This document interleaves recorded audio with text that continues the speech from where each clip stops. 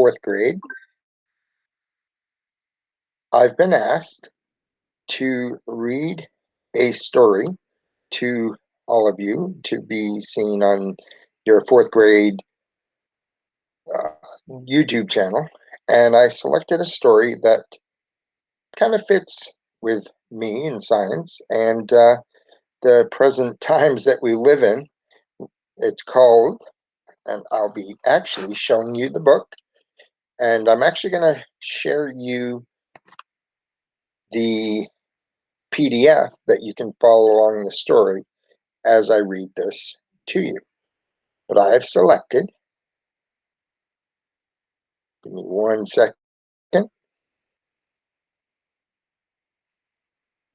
this as my story. It's The Magic School Bus Inside Ralphie, a book about germs. So sit back, relax, enjoy. And again, if you have access to that PDF, you can follow along as I read the story.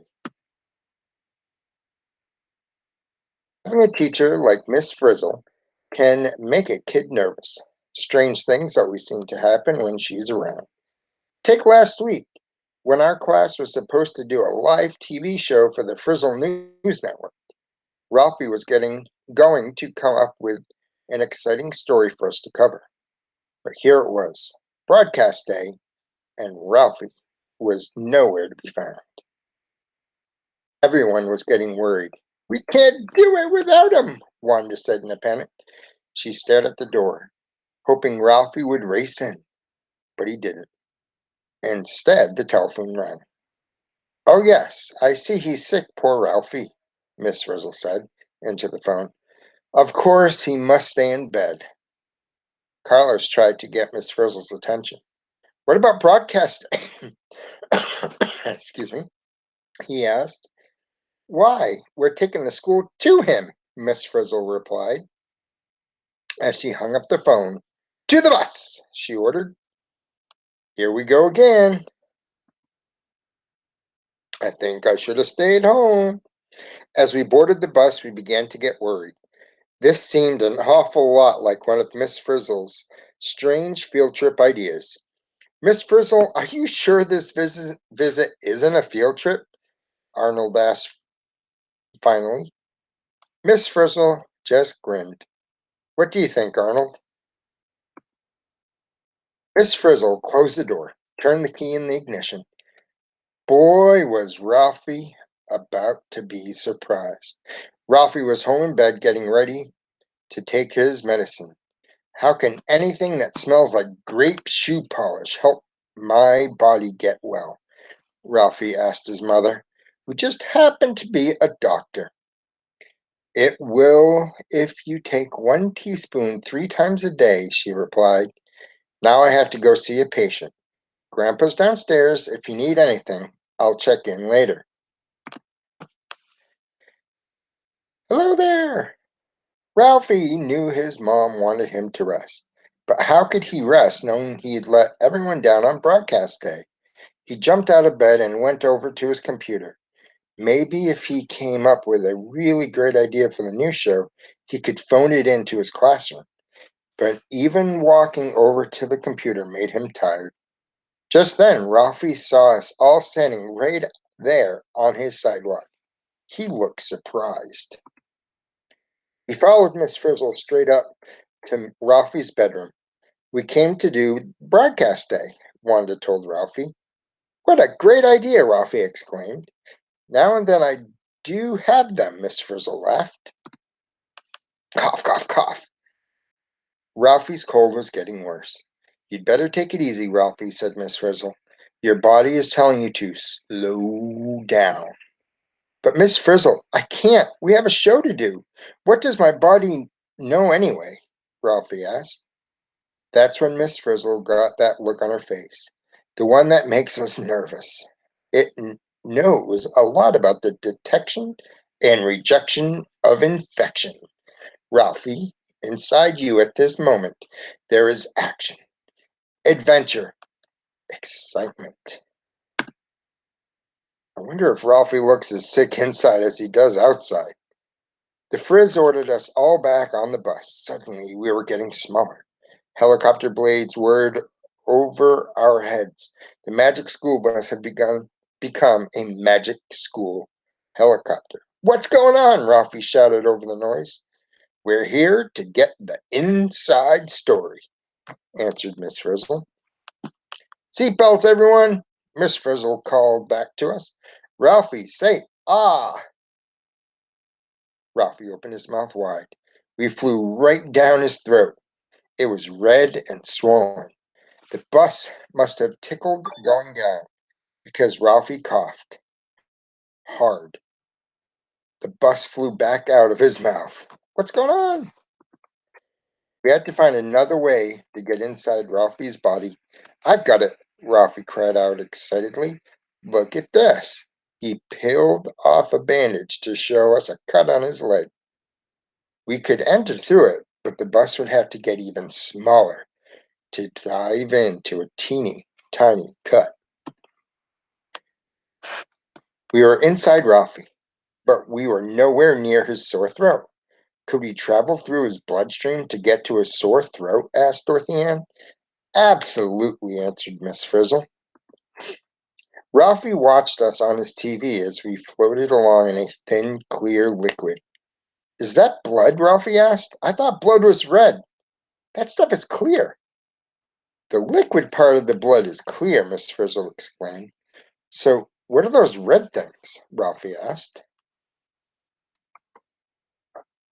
Dorothy Ann opened her notebook. According to my research, they're called red blood cells, and the white ones are called white blood cells.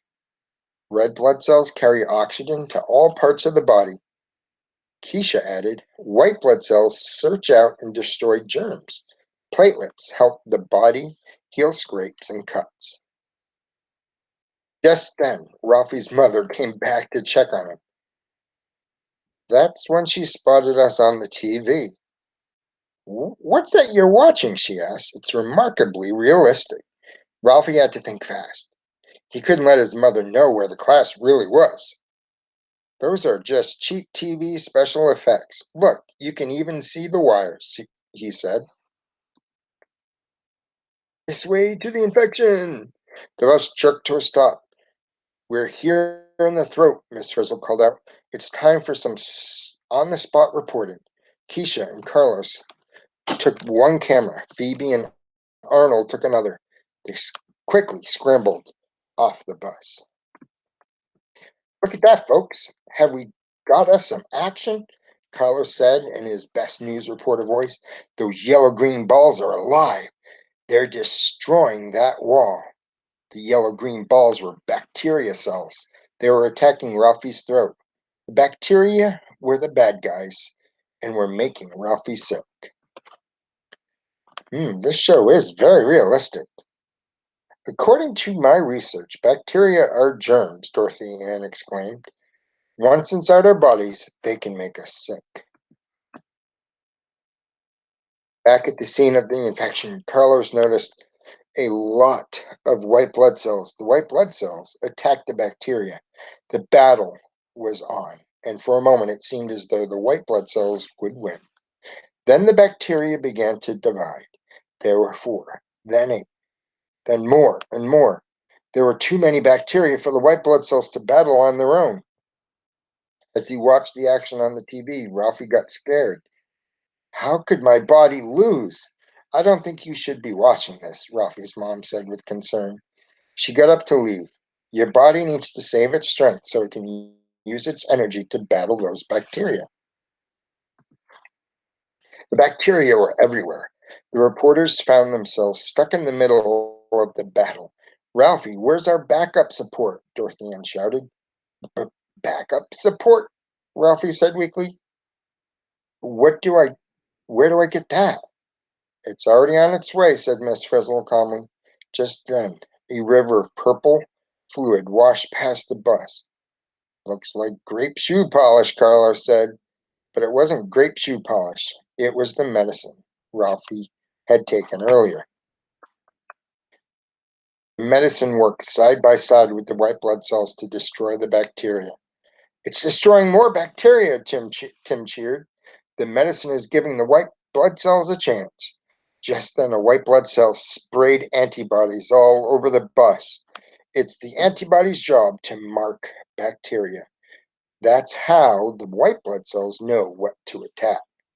Ralphie's white blood cells are doing such a good job, Miss Frizzle announced.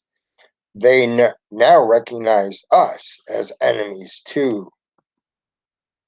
Enemies, Ralph Arnold gulped. But we know what white blood cells do to the enemies. Miss Frizzle smiled. They'll try to destroy us. Ah, the wonder of the human body. Now we are really scared. We cried for Ralphie to help us, but he was fast asleep. Don't worry, class, Miss Frizzle said. In order to destroy us, Ralphie's white blood cells will have to catch us. She put her foot on the bus's gas pedal. We zoomed through Ralphie's body. The bus made a sharp turn. Miss Frizzle spoke into the broadcast microphone. Miss Frizzle here, and with an update on the Ralphie story, she said, to escape the white blood cells, we have left Ralphie's throat and are now heading up his nasal passages. His what? Keisha whispered to Dorothy Ann. Dorothy Ann flipped through her science book. According to my research, that means his nose. Well, there were a lot of places we would have rather been, but at least we were away from those white blood cells. It was getting late. We had to get back to school, but we were stuck in Ralphie's nose. There was one thing to do. Ralphie was going to have to sneeze us out. Fasten your seatbelts. The bus flew out of his nose, landed safely in a soft pile of socks. So, Ralphie, Keisha said, shoving her news microphone into Ralphie's face, what do you have to say about today's exciting adventure? I'm sorry my body made such a mess of it, Ralphie croaked. Your body's built to keep out things like a bunch of germs or a bus of kids, Wanda explained to him. Okay, Ralphie agreed. But what about when you almost got gobbled up by my white blood cells? The memory made Arnold shiver. Only because your body thought we were bacteria, he said. That's the inside story, Ralphie, Miss Frizzle said. Then she ordered everyone back on the bus. It was time to let Ralphie rest. We may have won the battle, she said, but Ralphie's still fighting the war.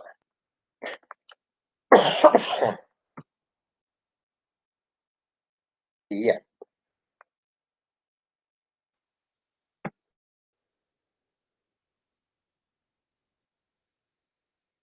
So, boys and girls, I hope you learned a little bit about the human body and about how they fight germs.